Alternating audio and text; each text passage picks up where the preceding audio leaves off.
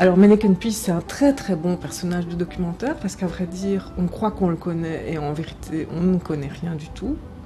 Et plus on en apprend, plus il est mystérieux et plus il est intéressant. Donc on a là quelqu'un qui commet un forfait depuis fort longtemps, qui reste impuni. Et donc allons interroger un enquêteur de métier pour savoir comment on fait pour en savoir plus. J'ai interrogé des historiens, pourquoi j'irais pas voir un flic ?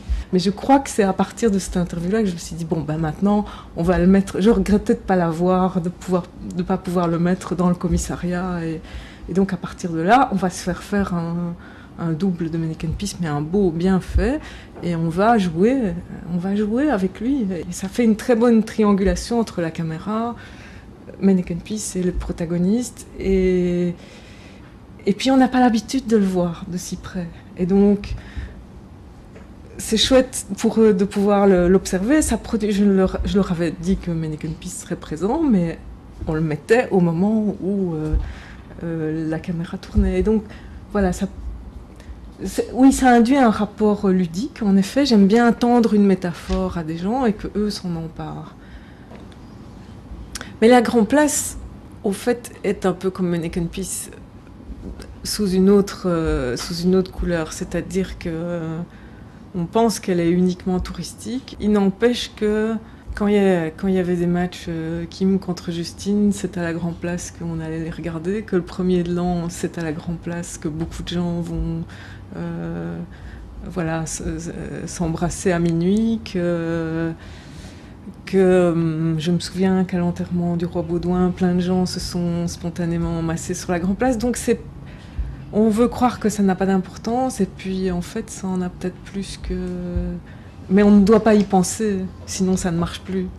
En effet, bon, j'ai dit, le but principal c'est d'emporter les gens dans un torrent narratif et pas de les documenter. Mais moi je me documente beaucoup pour faire ça.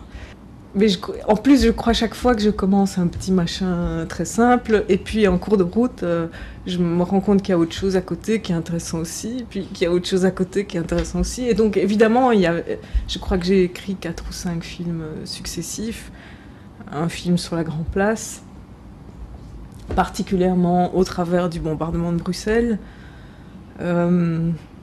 J'avais envie de faire un film avec la chorale Polyfolie depuis un certain temps déjà. Un film sur Bruxelles, mais sur la Bruxelles contemporaine,